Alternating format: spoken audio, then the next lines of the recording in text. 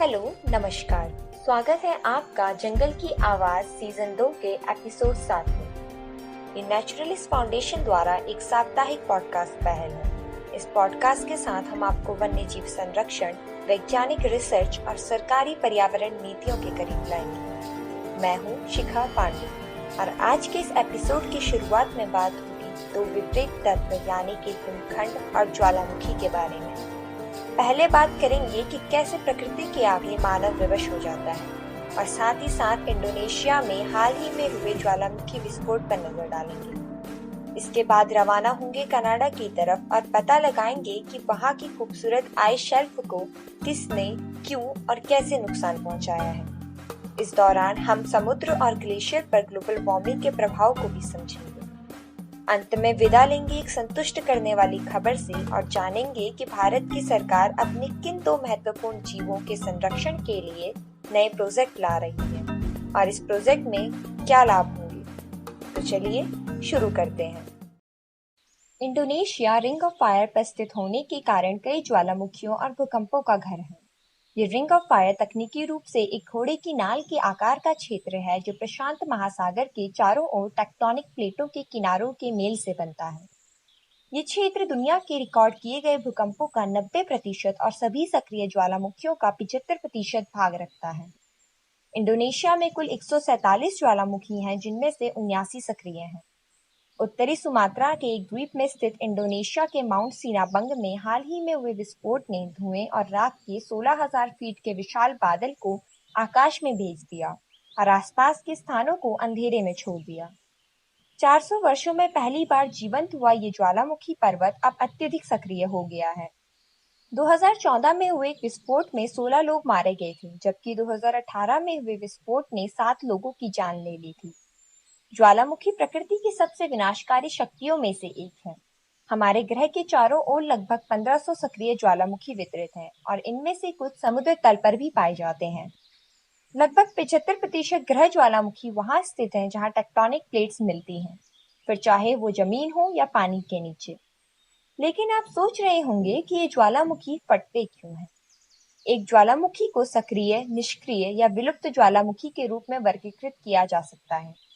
सक्रिय ज्वालामुखी वे हैं जो वर्तमान में प्रस्फुटित हो रहे हैं या जल्द ही फूटने के संकेत दिखाते हैं, जबकि निष्क्रिय ज्वालामुखी वो हैं जिनमें कोई वर्तमान गतिविधि नहीं है, लेकिन ये हाल ही में प्रस्फुटित हुए हैं। वहीं विलुप्त ज्वालामुखी वो ज्वालामुखी हैं जो अब विस्फोट नहीं करेंगे। ज्वालामुखी के सक्रिय की यात्रा पृथ्वी के हृदय में गहरे भूमिगत से शुरू होती है, जिसे कोर के रूप में जाना जाता है। कोर, जो सूरज की सतह के समान गर्म जलता है, अपने आसपास के चट्टानी मेटल में अपनी गर्मी स्थानांतरित करता है। गर्मी आसपास की कुछ चट्टानों को पिघला देती है। ये पिघला हुआ चट्टान मैग्मा बनता है, जो आसपास की ठोस चट्टानी मेंटल परत की तुलना में हल्का होता है। मैग्मा फिर पृथ्वी की पपड़ी या दरार के माध्यम से बाहर निकलता है, जिससे ज्वालामुखी विस्फोट होता है। इस प्रस्फुटित मैग्मा को लावा कहा जाता है, जो 2000 डिग्री फ़ारेनहाइट के तापमान तक पहुंच सकता है। सभी ज्वालामुखी विस्फोट विस्फोटक नहीं है, क्योंकि यह मैग्मा की संरचना पर निर्भर करता है। जब मैग्मा बहने वाला और पतला होता है तो ये गैसों को बाहर निकलने की अनुमति देता है, ताकि मैग्मा सतह की ओर बह जाए। दूसरी ओर, अगर मैग्मा घना और मोटा है तो गैस बाहर नहीं निकल पाती, जो दबाव का निर्माण करती है और ये एक हिंसक विस्फोट का रूप ले लेता है। 2014 से इंडोनेशिया और अमेरिका में हुए विस्फोटों की तुलना में किए गए एक शोध के अनुसार इंडोनेशिया में प्रति वर्ष औसतन 8 विस्फोट, जबकि अमेरिका में औसतन 3.5 विस्फोट प्रति वर्ष हुए हैं। तो इंडोनेशिया क्यों विस्फोटों के लिए अधिक प्रवण है और ये इतना खतरनाक कैसे हो सकता है? इंडोनेशिया दुनिया का चौथा सबसे घनी आबादी वाला देश है, जहां सक्रिय ज्वालामुखियों के आसपास बड़ी आबादी रहती है। इंडोनेशिया की लगभग 69 मिलियन या 30% आबादी उन ज्वालामुखी के 30 किलोमीटर की सीमा के भीतर पाई जाती है, जिनके पिछले 1000 वर्षों में विस्फोट के प्रमाण हैं। इंडोनेशिया के कुछ क्रिटिकल इंफ्रास्ट्रक्चर जैसे एयरपोर्ट, पोर्ट और सड़कें भी सक्रिय ज्वालामुखी के करीब स्थित हैं। विस्फोट के कारण होने वाली अधिकांश घातक घटनाएं इस दूरी के भीतर आती हैं। US centre for disease control and prevention के अनुसार ज्वालामुखी के होने वाली मौत का सबसे बड़ा आम कारण सांस की बीमारी है। जिसके कारण दमा और पुरानी फेफड़ों की बीमारी वाले लोगों के जीवन में ज्यादा प्रभाव पड़ता है। पास रहने वाले लोगों को दानेदार छोटे राख कणों के संपर्क में आने का भी अधिक खतरा होता है, जो आंख में परेशानी पैदा कर सकते हैं और भोजन और जल स्रोतों को भी दूषित कर सकते हैं। वे न केवल जमीन पर लोगों के लिए बल्कि इंडोनेशिया भर में उड़ान भरने वाले विमानों के लिए भी खतरा पैदा करते हैं। इंडोनेशिया के हवाई अड्डों को कम से कम 3 बार विस्फोट के कारण बंद किया जा चुका है, जिससे पर्यटन उद्योग को भारी नुकसान हुआ है। आसपास के विस्फोटों के जोखिम से बचने के लिए वैज्ञानिक ज्वालामुखी के नीचे भूकंप का अध्ययन करने के लिए सिस्मोमीटर का उपयोग करते हैं, जो आमतौर पर मैग्मा गतिविधि के कारण विस्फोट से पहले होते हैं। हालांकि विस्फोट की भविष्यवाणी करने के लिए यह बहुत अनिश्चित तरीका है और विस्फोट और गैस उत्सर्जन की भयावहता का पता नहीं चलता, परंतु वैज्ञानिक अपनी भविष्यवाणियों की सटीकता में सुधार करने के लिए काम करना जारी रखे हुए हैं। इंडोनेशिया सरकार माउंट सिनाबुंग के आसपास के क्षेत्र के खाली करने के लिए लोगों को सूचित करके अपना सर्वश्रेष्ठ प्रदर्शन कर रही है, क्योंकि ज्वालामुखी वैज्ञानिकों ने आने वाले दिनों में अधिक विस्फोट की भविष्यवाणी की है। कुछ आपदाओं से बचा नहीं जा सकता है, लेकिन अगर साथ काम किया जाए तो हम इसके लिए तैयार हो सकते हैं। परंतु ये बात भी सत्य है कि कई बार मानवीय गतिविधियां खुद आपदाओं का कारण बन जाती है। कनाडा के इंटैक्ट आइस शेल्फ के मुख्य विषय में गोता लगाने से पहले महत्वपूर्ण है कि मैं आपको आइस शेल्फ शब्द से परिचित कराऊं। ग्लेशियरों के तरह ही आइस शेल्फ महासागर का एक हिस्सा है। वे बर्फ की अस्थायी चादरें हैं जो जमीन के किसी एक हिस्से से जुड़ी होती हैं।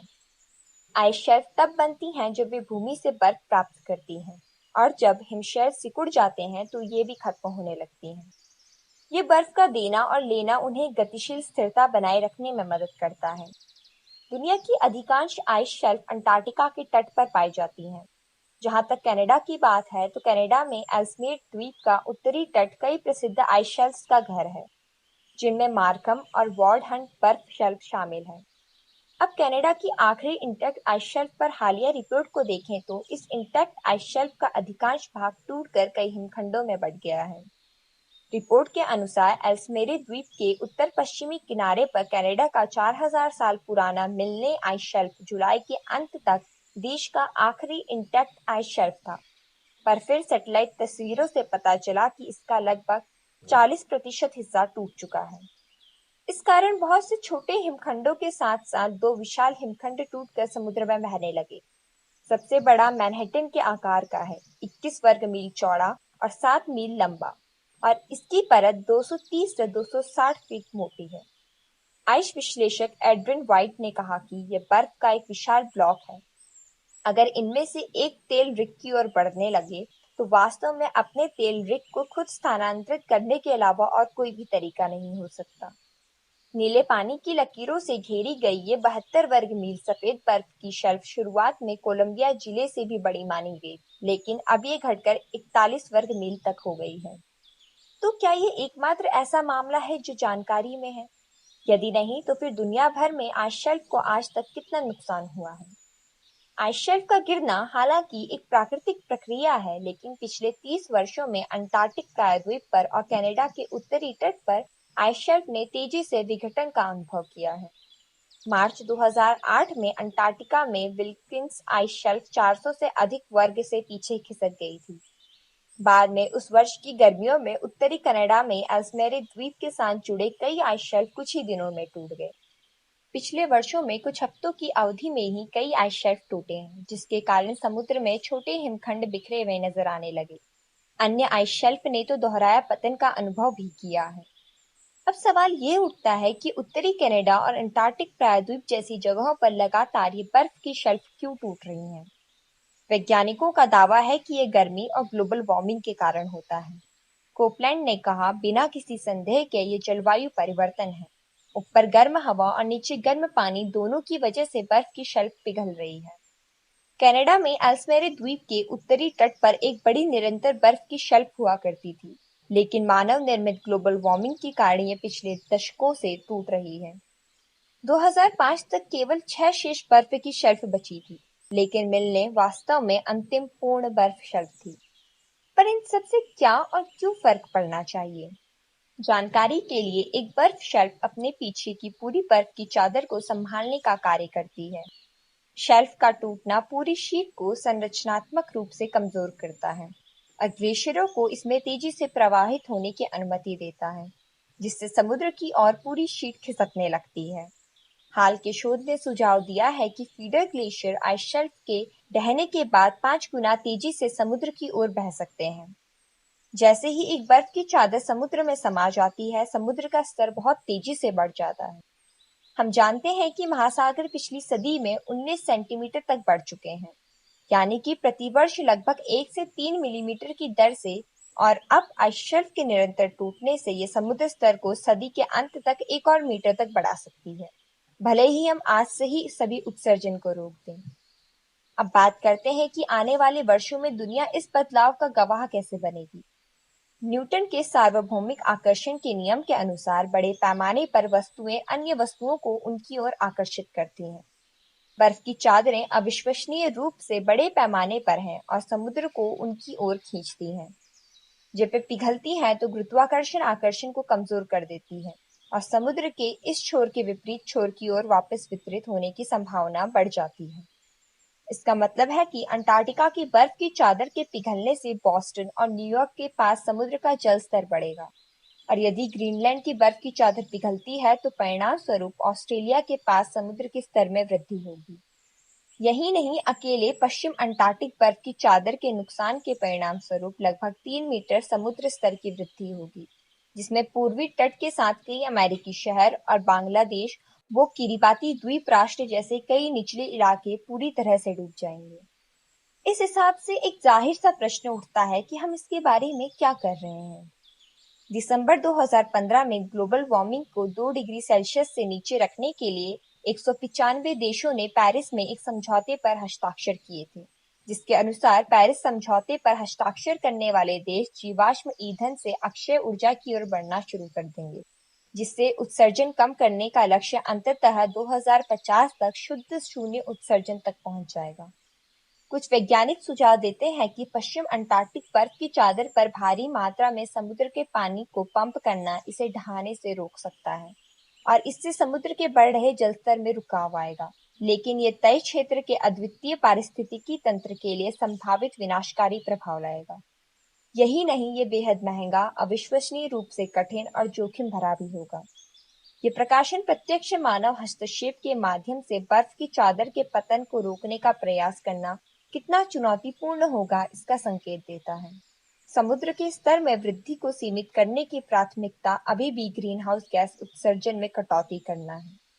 एक देश के रूप में एकमात्र और उपयोगी समाधान है कि तेजी से उत्सर्जन को कम किया जाए ताकि आने वाले जोखिम का प्रबंधन किया जा सके। तो दोस्तों, हमने मानवीय गतिविधियों और प्रकृति द्वारा लाई गई आपदाओं के बारे में तो जान लिया, लेकिन अब कुछ अच्छी खबर सुनते हैं। 15 अगस्त 2020 को पीएम नरेंद्र मोदी ने स्वतंत्रता दिवस के दिन घोषणा की थी कि केंद्र सरकार शेर और डॉल्फिन के लिए जैव विविधता संरक्षण परियोजनाएं शुरू करेगी। इन परियोजनाओं को परियोजना बाघ और परियोजना हाथी जैसी सफलता को दोहराने के लिए किया जाएगा। इन परियोजनाओं का मुख्य उद्देश्य एकीकृत तरीके से प्रजातियों का उनके प्राकृतिक आवास में रक्षा करना है। पीएम नरेंद्र मोदी ने आगे कहा कि भारत में बाघों की आबादी पिछले कुछ वर्षों में बढ़ी है। उन्होंने ये भी कहा कि भारत ने विकास की राह को पर्यावरण के संतुलन के साथ संभव कर दिखाया है। प्रोजेक्ट डॉल्फिन समुद्र और नदी डॉल्फिन दोनों पर केंद्रित होगी। दोनों परियोजनाएं जैव विविधता को बढ़ावा देंगी और रोजगार के अवसर पैदा करेंगी। ये योजना पर्यटन के लिए भी आकर्षण पैदा करेंगी। अब आइए जानें कि एशियाई शेरों और डॉल्फिन को संरक्षण की आवश्यकता क्यों है। ये जानवर लुप्तप्राय प्रजातियां हैं। लुप्तप्राय प्रजातियों का मतलब है कि उनकी आबादी को तेजी से कमी के कारण विलुप्त होने का खतरा है। आबादी में ये कमी निवास स्थान या जलवायु परिवर्तन के नुकसान के कारण हो सकती है।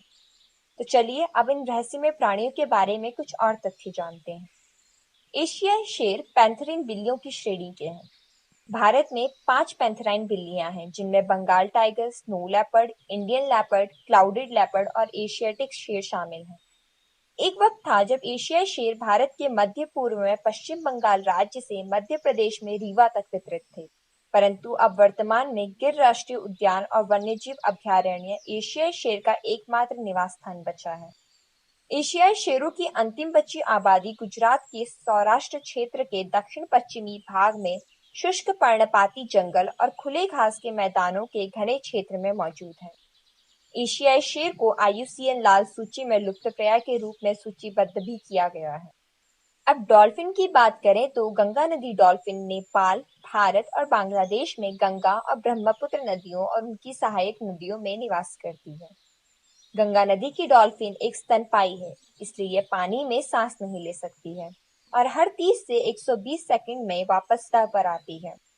गंगा नदी डॉल्फिन केवल मीठे पानी में रह सकती है और असल में देखने में असक्षम होती हैं।